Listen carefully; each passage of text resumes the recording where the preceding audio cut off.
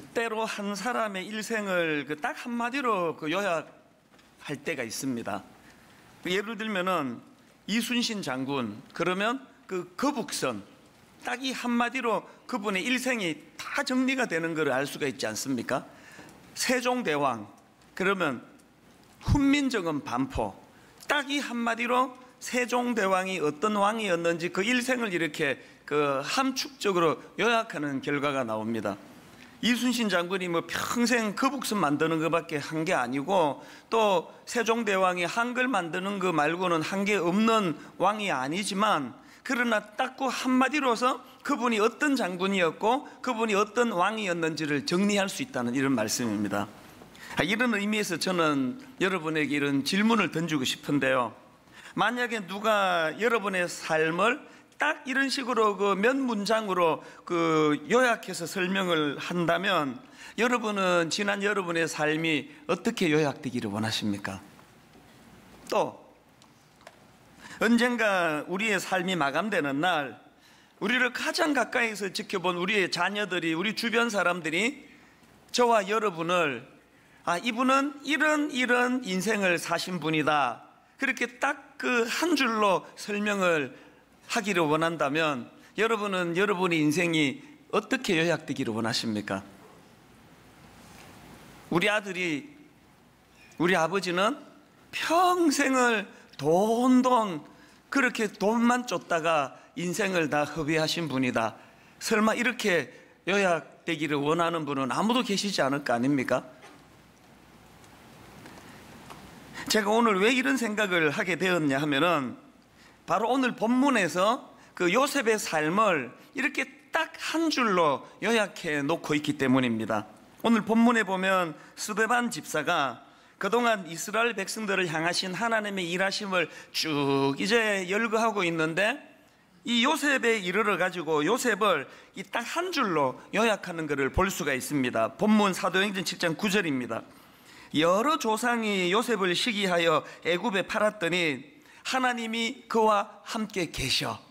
이게 요셉을 딱 한마디로 요약해 놓은 표현인데요, 이게 너무 저에게 와닿아가지고요, 이걸 내가 몇 주 동안 이 부분을 묵상을 하면서 참 많은 생각을 하게 됐습니다. 오늘 본문에서 이 요셉을 요약해 놓은 걸 가만히 분석해 보니까 요셉의 일생이 딱 두 구도로 그렇게 나누어지는 것을 볼 수가 있습니다. 한 구도는 뭡니까? 인간적인 측면에서 여러 조상이 요셉을 시기하여 애굽에 팔았더니, 이런 측면이 하나 나오고, 그런가 하면은 그 다음에 또 하나로 구분되는 게 뭐냐? 하나님이 그와 함께 계셔. 그래서 제가 오늘 설교 제목을 인간의 방해와 하나님의 함께 하심, 이렇게 제가 이제 설교 제목을 정해봤는데요. 그래서 오늘 이제 이 부분을 좀 살펴보려고 합니다.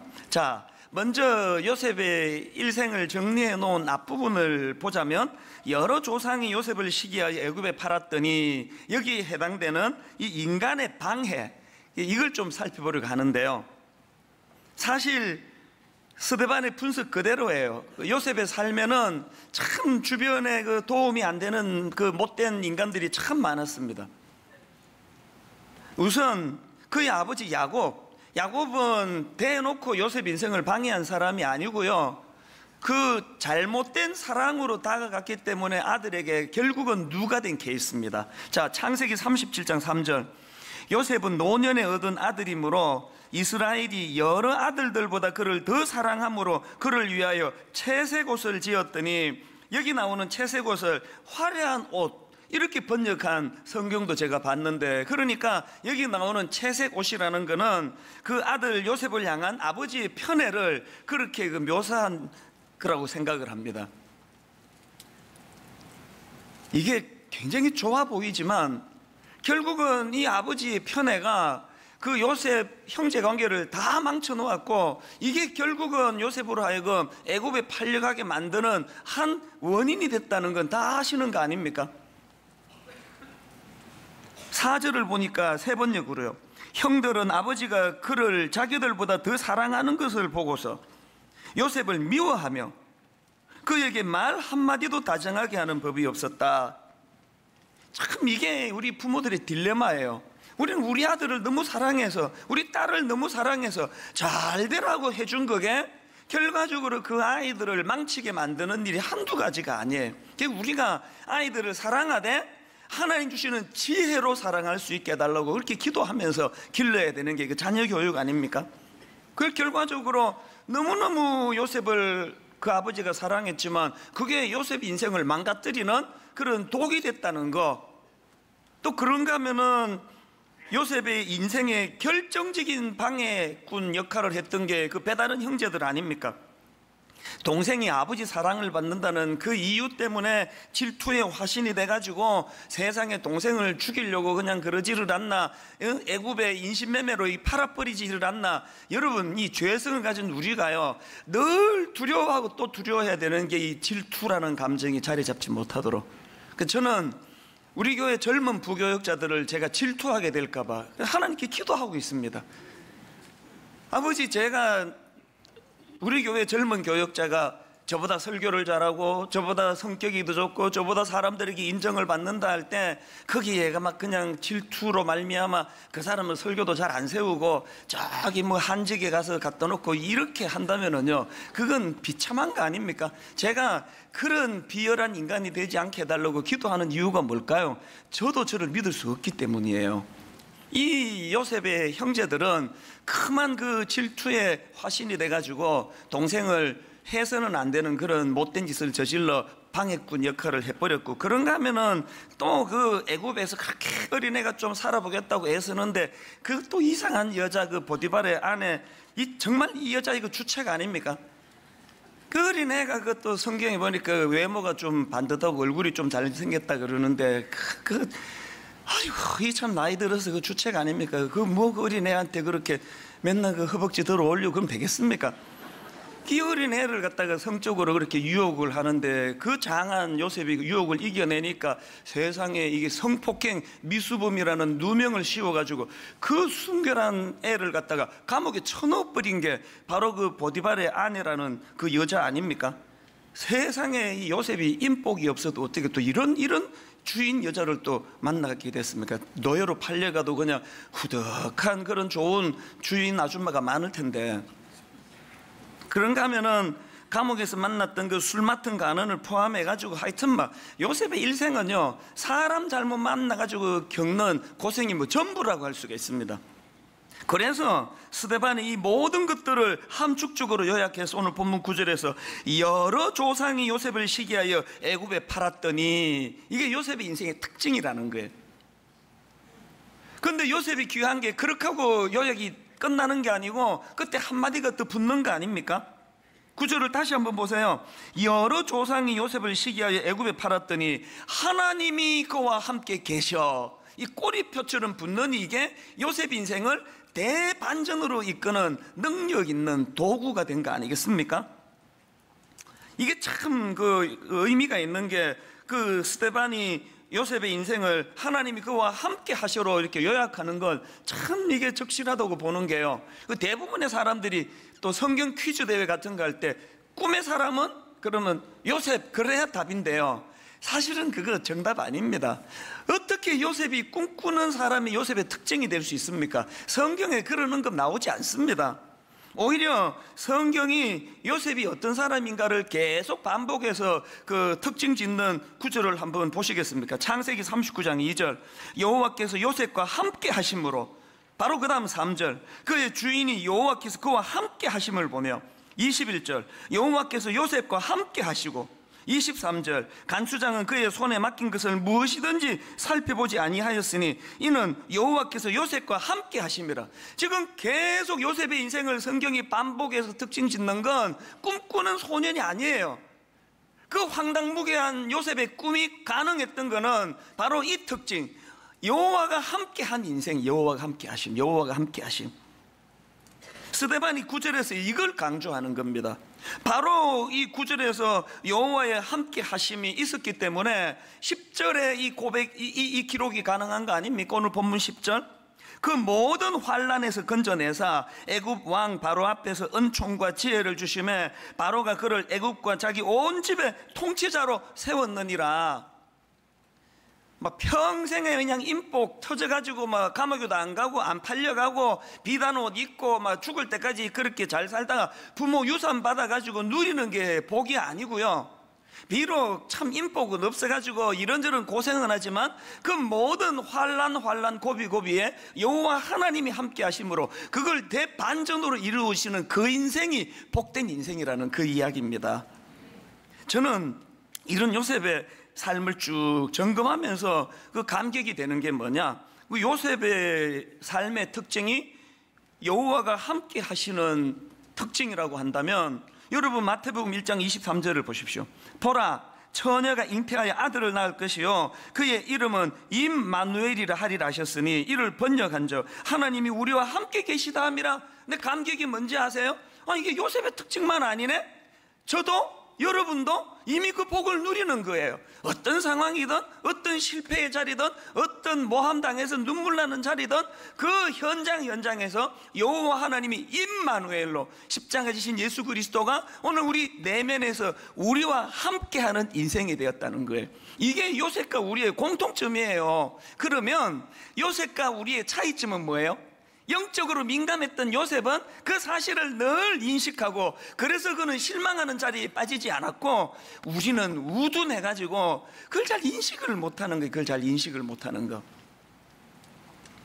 그래서 저는 오늘 본문 말씀을 좀 묵상하면서 우리도 요셉과 같은 그런 복된 인생이 되기 위해서 우리가 해야 될 한 두 가지를 제가 정리를 해보았는데요.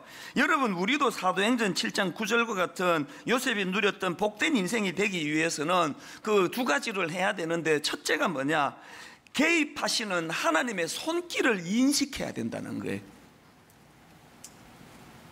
그 어려운 삶의 과정에서도 요셉이 끝까지 절망하지 않고 망하지 않을 수 있었던 것은, 그래서 나중에 그가 입지전적인 인물이 될 수 있었던 것은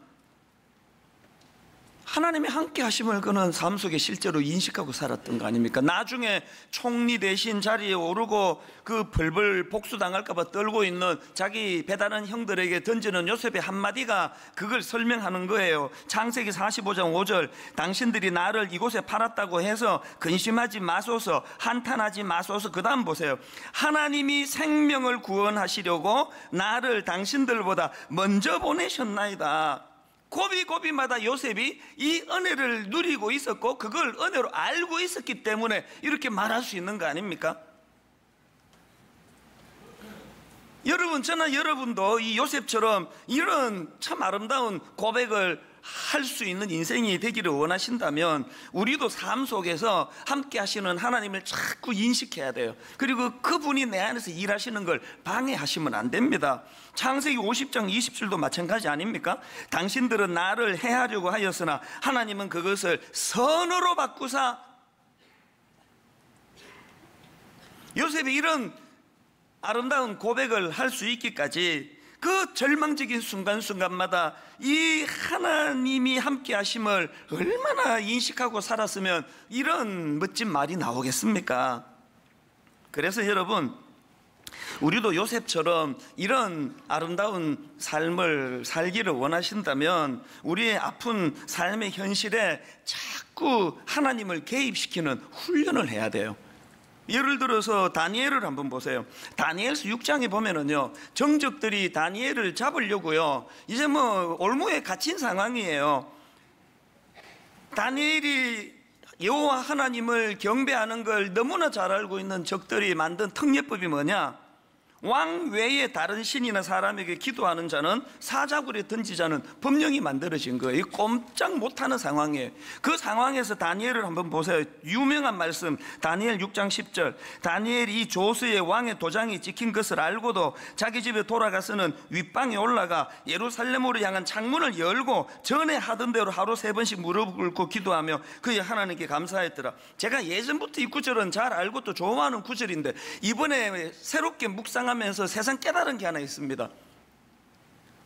대부분의 믿음 있는 사람도 예전에 하던 대로 무릎을 꿇고 기도하는 일은 다 해요. 차이가 뭐냐, 우리 다 창문 닫고 해요. 들킬까 봐. 근데 지금 다니엘은 적들 보라고 창문을 젖히고 지금 위기를 자초하는 거 아닙니까? 창문을 젖히고 기도하는데요. 이번에 제가 이 구절을 묵상하다가 새롭게 깨달은 게 뭐냐 하면은, 지금 다니엘이 적들 보라고 창문을 젖히고 하는 이 기도 행위는요, 지금 그 정적들과 자기를 죽이려는 정적들과 자기 사이에 하나님을 개입시키고 있는 거예요. 이게 하나님을 개입시키는 훈련입니다.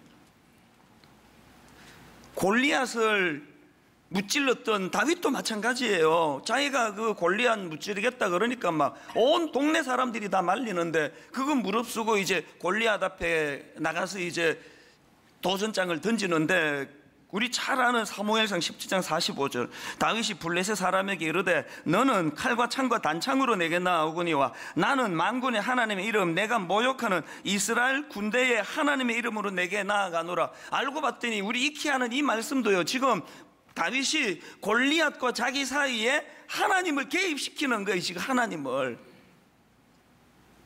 물맷돌 들고 자기가 그 양 지킬 때 그 익숙하게 사용하던 물맷돌을 휘젓는 것까지는 다윗이 할 수 있는 일이에요. 그러나 이 어설픈 도구를 가지고 그 어마어마한 골리앗을 물리칠 수 있는 능력은 하나님의 영역이거든요. 그래서 골리앗과 자기 사이에 자기 재능을 의지하고 자기 경험을 개입시키는 게 아니라 여호와, 만군의 여호와 하나님 이름을 개입시키는 거거든요. 하기야 뭐 골리앗이 막 대가리가 워낙 크니까 그 맞추기 좀 쉬웠던 거 사실이에요. 아무데나 던져도 뭐 맞을 것 같긴 해요. 여러분, 그런 위기를 만날 때, 그런 도전 앞에 우리는 습관적으로 내 경험을 떠올리고, 그래서 낙심하고 좌절하고 싸워보지도 않고 졌다 항복하고, 오늘 이 부끄러운 모습이 우리의 모습이라면, 우리가 다니엘에게, 우리가 요셉에게, 우리가 다윗에게 배워야 되는 게 뭐라 그랬습니까? 삶 속에서 하나님을 개입시키는 훈련을 해야 되는 거예요. 그 믿음 좋으면 뭐합니까? 믿음 좋으면 그 맨날 그 눈 뜨자마자 큐티 하면은 무슨 소용입니까? 결정적으로 인생의 골리앗을 만날 때, 결정적으로 정적들이 나 죽이려고 달려들 때 그 믿음이 하나도 작동이 안 되는데, 오늘 우리 인생도 마찬가지거든요. 예수 믿는다면 교회 안에서만이 아니라 엿새 동안의 내 삶, 직장, 가정, 대인관계, 자녀, 남편, 어떤 사건, 이 모든 삶 속에서 하나님이 나와 함께하고 계시다는 걸 믿는다면 우리도 요셉처럼 내비게이션 인생이 되시기 바랍니다. 돌이킬 수 없는 과거는 다 지워버리고, 그 바울이 얼마나 강조하는 말씀입니까? 지나간 건 지나간 것이고, 나는 이제 이 자리에서, 이 잘못 어긋난 이 자리에서 어떻게 이거를 내가 아름답게 변화시킬 것인가. 그런가 하면은 두 번째로, 우리도 사도행전 7장 9절과 같은 인생이 되기 위해서는 내 인생에 개입하시는 하나님을 인식하되, 특히 대인관계에 개입하시는 하나님 손길을 인식해야 된다는 겁니다. 오늘 본문 9절을 잘 한번 보십시오. 여러 조상이 요셉을 시기하여 애굽에 팔았더니 하나님이 그와 함께 계시어, 지금 스데반이 강조하는 것은 요셉은 하나님이 함께하는 인생이었다, 이걸 강조하고 싶은데, 그 앞에 지금 예시로 드는 게 뭐예요? 여러 조상이 요셉을 시기하여 애굽에 팔았더니 그때 하나님이 함께 하셨다. 뭘 강조하는 겁니까? 요셉의 잘못된 대인관계 속에 함께 하신 하나님을 강조하는 거 아닙니까?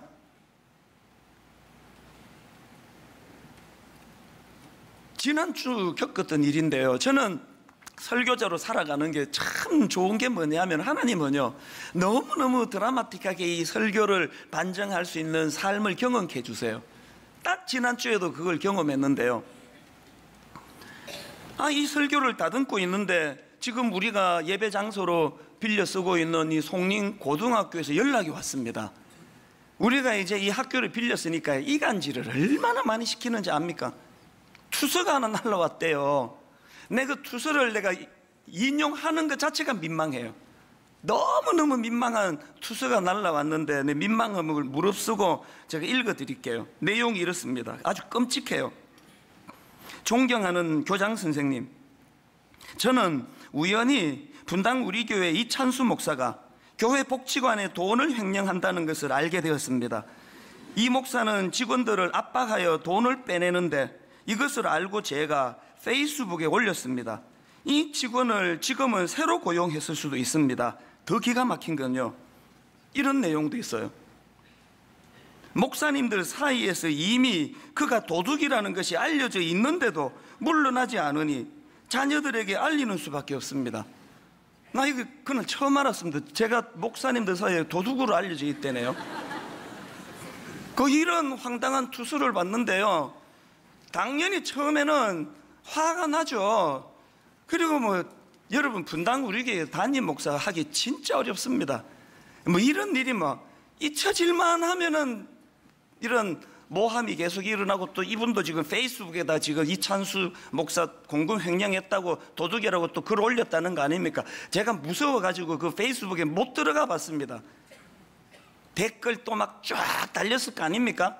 목사가 또 공금을 횡령했다고 그러면서 또 그런 생각을 하니까 당연히 화가 나죠. 그리고 자꾸 이렇게 모함하니까 이분 내 설교도 인용하고 하는 거 보니까 예수 믿는 사람 같은데요, 자꾸 믿는 사람들이 이렇게 저를 밟으려고 하니까 트라우마가 올라오죠. 당연히.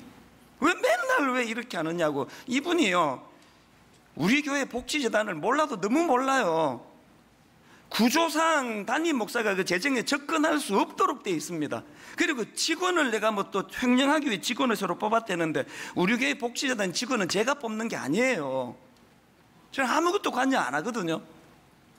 그래서 정직하게 고백하지만 아무 감정이 아무렇지 않았다 이렇게 말하면 그건 거짓말이에요. 마음이 힘들더라고요. 화가 나더라고요. 이거 명예훼손으로 이거 해야 되는 거 아닌가, 그런 마음이 들었는데, 중요한 건 뭔지 아십니까? 인생은 해석이라 그러잖아요. 바로 그 순간에 든 생각이 뭐냐 하면은, 이분이 투서를 쓴 게 이게 지난주도 아니고 다음 주도 아니고, 하필 지금 대인관계에 개입하시는 하나님의 손길 인식하기, 이 설교를 다 듣는데 왜 이때 투서를 보냈을까? 그리고 제가 해석을 해보니까 갑자기 무슨 하나님 뜻이 떠오르는가 하면은, 하나님이 저를 시험하시는 것 같은 거예요. 네가 이런 설교를 말만 갖고 떠드는 목사인지, 진짜 네 삶 속에서 대인관계 속에 개입하시는 하나님을 인식하는 목사인지 테스트 해보고 싶은 같은 느낌이 드는 거예요. 그래서 제가 깨달으니까 바로 그 자리에서 하나님께 무슨 고백을 올려드렸냐 하면, 하나님, 이 사건을 통해서 저에게 무슨 메시지 주기 원하십니까? 그렇게 대질문을 던지고 나니까 그렇게 화가 나고 그냥 분노가 생기고 하는 건 다 없어지고요. 하나님이 이 사건을 통해서 저에게 분당 우리 교회 재정 시스템을 더 잘 다듬어 가지고 누가 뭐라고 시비 걸더라도 흠잡히지 않도록 더 투명하게 재정을 관리해야 되겠다. 또 물질적으로 제가 지금 또 잘못하고 있는 건 없는지 돌아보게 하는 그런 시간도 가져야 되겠다. 그리고 또 그 투서 보내는 그 사람 누군지도 모르지만 미워하지 않도록, 그 영혼을 왜 이런 병든 행동을 하게 되는지에 대해서 긍휼히 여기는 마음을 가지고 이분을 위해 기도해야 되겠다. 많은 좋은 열매들이 나타나는 거예요. 요셉을 한번 보세요. 여러분, 많은 분들이 오해하고 있는 게요, 요셉은 어릴 때 성숙한 청년이 아니었습니다. 자꾸 그 어린 사춘기에 보고 네가 요셉 같은 인물이 되라 그렇게 권하지 마세요. 그렇게 큰일 납니다. 그렇게 되면. 요셉은 미숙하게 짝이 없던 그런 어린아이였거든. 사춘기. 자, 창세기 37장 2절을 세 번역을 한번 보세요. 야곱의 역사는 이러하다. 17살 된 소년 요셉이 아버지의 첩들인 빌하와 실바가 낳은 형들과 함께 양을 치는데, 그 다음 보세요. 요셉은 형들의 허물을 아버지에게 일러 바치곤 하였다. 이거 얄미운 인간 아닙니까 이거? 형제가 아니고 제일 얄미운. 창세기 37장 5절. 요셉이 꿈을 꾸고 자기 형들에게 말하며 그들이 그를 더욱 미워하였더라. 미움 받을 짓 하고 있는 거 아닙니까? 그 다음 6절에도 요셉이 그들에게 이르되 청하건대 내가 꾼 꿈을 들으시오. 우리가 밭에서 곡식단을 묶더니 내 단은 일어서고 당신들의 단은 내 단을 둘러서서 절하되이다. 이걸 지금 떠벌리고 있는 요셉이 이게 성숙한 사람입니까? 안 그래도 미운데 형들이 였고 입을 그냥 확 때리고 싶었을 거예요. 얼마나 요 얄밉습니까? 9절도 보세요. 요셉이 다시 꿈을 꾸고 그의 형들에게 말하여 이르되 내가 또 꿈을 꾼적 해와 달과 11별이 내게 절하더이다. 모든 별이 자기에게 절한다고 말하면 되는 걸 왜 그 수많은 별 중에 11별만 자기에게 절합니까? 자기 형들이 11명이거든. 우리 말에 그 매를 번다는 말이 있는데요, 이건 인신매매 형들에게 이거 애굽에 팔려갈 짓을 지금 벌고 있는 거 아닙니까? 이런 미숙한 철딱서니가 없는 그 눈치가 없던 인간이 그게 요셉이었습니다. 이런 요셉이 나중에 한 나라의 총린이 대신이 될 만큼의 그런 인격과 또 실력을 갖춘 사람이 되는 과정에서 놀라운 하나님의 개입이 뭐예요?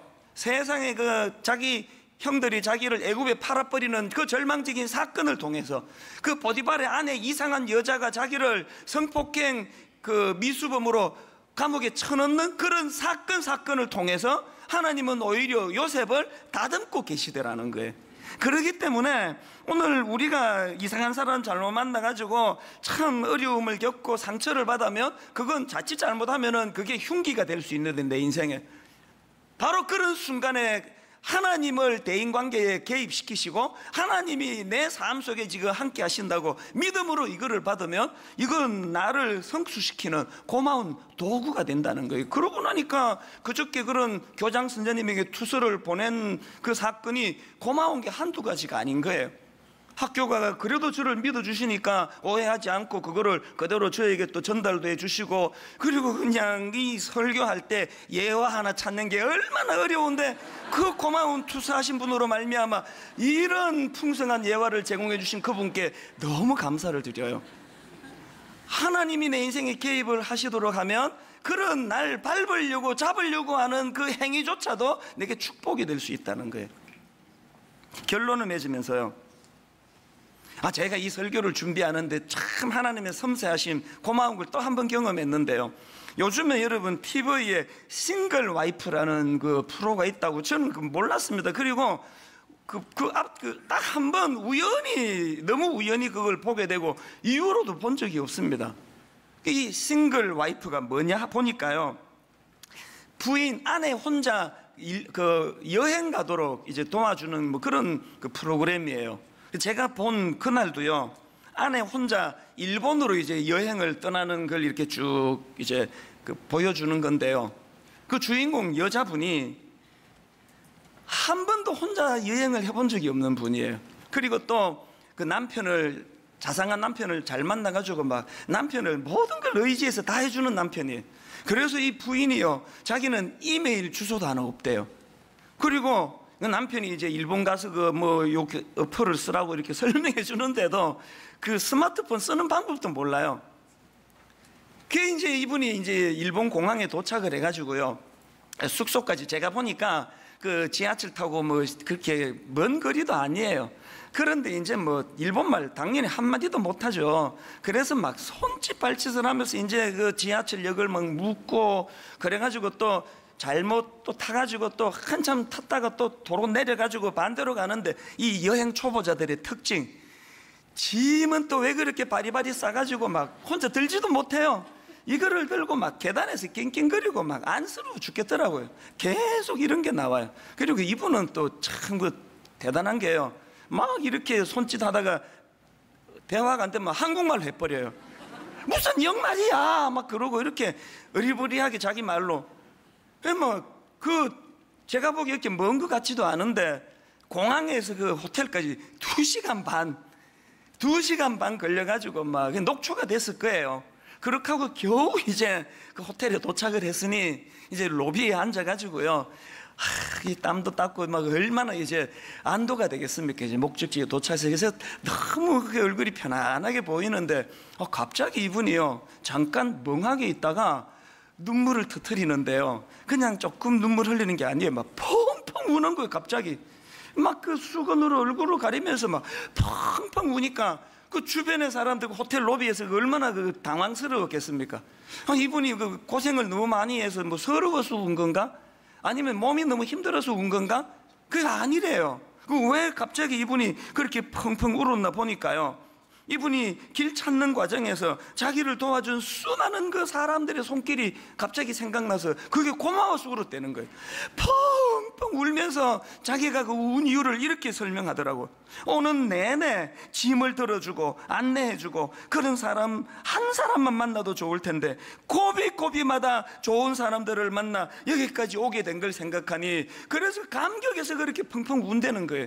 제가요 그냥 심심해서 켜놨다가 저도 따라 울었습니다.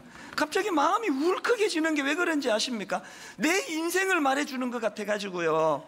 여러분 30살 때 온 가족이 다 미국에 살고 계시는데 결혼도 안 한 제가 보따리 2개 들고 한국에 나와가지고 시민권 반납하고 배수의 진을 친다고 그렇게 하고 교육 점수 써주는 교회도 없고 90년에 주일 됐는데 갈 교회도 없고 너무너무 난감하게 서울 생활 생전 처음 했는데 하나님께서 지난 27년 동안 고비고비마다 어떻게 은혜를 베풀어 주시고 옥하는 목사님처럼 긴 여정의 가이드가 되어주신 분이 계시는가 하면 그 일본 사람 잠깐 손가락 하나 저 길입니다 이거 하나만 가르쳐주고 자기 길을 간 짧게 만난 인생 다 포함해가지고 오늘 제가 분당 우리 교회 담임 목사 이 자리에 설 수 있기까지 이 어리버리한 사람이 너무너무 고마운 많은 만남의 축복을 주셨다는 걸 그 프로를 보다가 알게 되니까요 제 가슴도 먹먹한 거예요.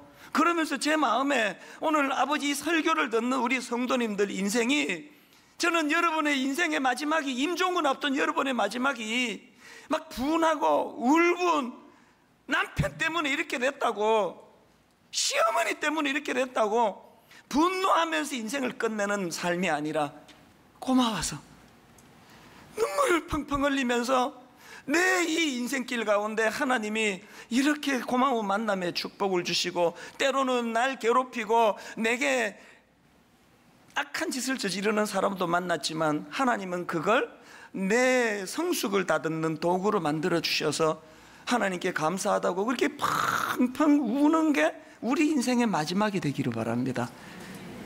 결론을 저는 이렇게 맺기를 원합니다.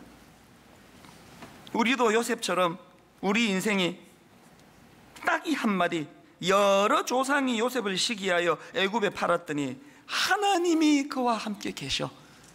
오늘 우리의 인생도 이렇게 요약되는 복된 인생이 되시기를 주님 이름으로 축복합니다.